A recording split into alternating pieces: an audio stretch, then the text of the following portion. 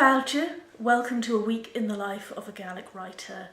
I'm going to speak in English today because I've done a few Gaelic language videos in a row now, and because what I'm going to talk about today is something that applies to all writers, regardless of the language that you're writing in.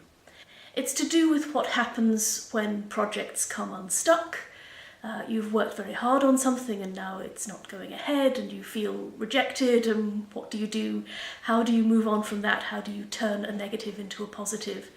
I wrote a script for a play that a company wanted to produce, and we have had the greatest difficulty casting it because we can't get men who want to be in it. We've got 3 women to play the female roles, and I think they would have been really good.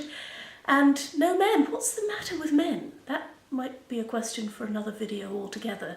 But we have been unable to cast the play, and so we're going to have to go back to the drawing board and completely rethink it. So how do I feel about surrendering to that reality? That's just what we've got to do.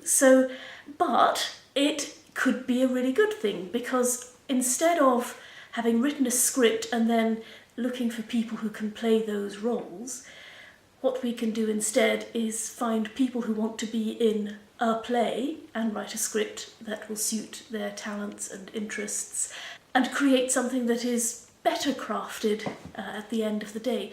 So that's the plan. It also means we're delaying the performance by a year, so it's not going to happen this year after all.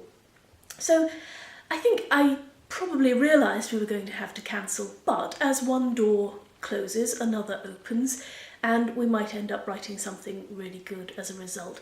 I might also end up co-writing this new script, which could be fun too.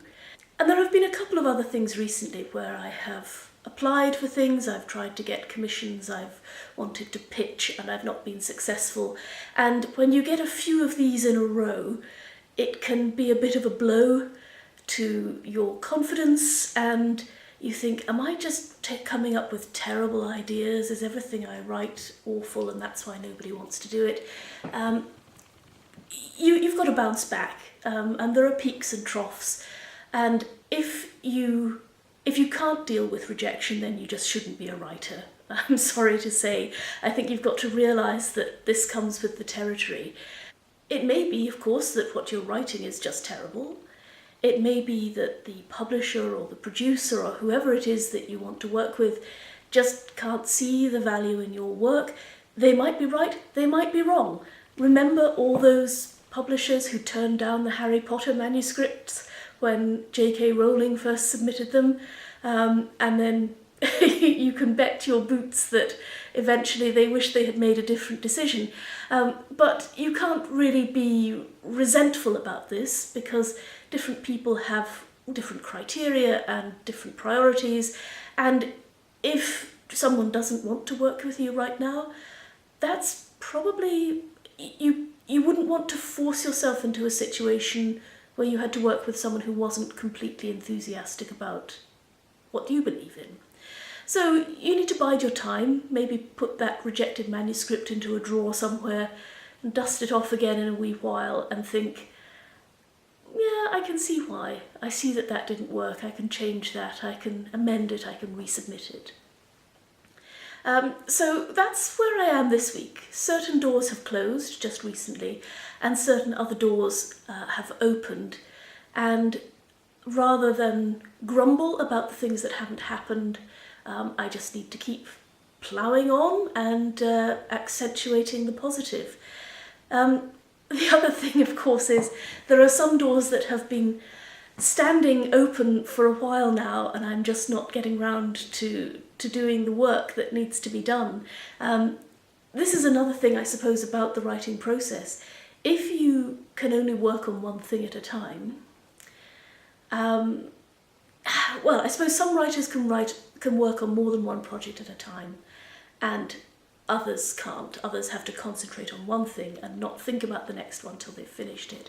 I have lots of plates spinning all the time, and that's been pretty much how it's been ever since I've been writing. And I think financially there isn't really another way around. I've got to have simultaneous projects on the go, and before any time an opportunity comes up to apply for something new, you've got to go for it, because if you wait until you finish this project, you could be waiting a long time and you'll have missed the next chance. So a certain amount of discipline is required, but luckily not all the pressure is equal. So there are some things that you know you've got the time to do that. You know you've got another year to work on it. Yes, I'm talking about the murder mystery. So I have done some work on it, but really not, I haven't spent a long concentrated time working on the murder mystery novel. But that is my plan for the summer. By the end of August, say, I would like to have a complete first draft, and I think that's doable. But of course, other things crop up in the meantime, and if it's something that you are going to earn money from, you've obviously got to submit the work and get the money.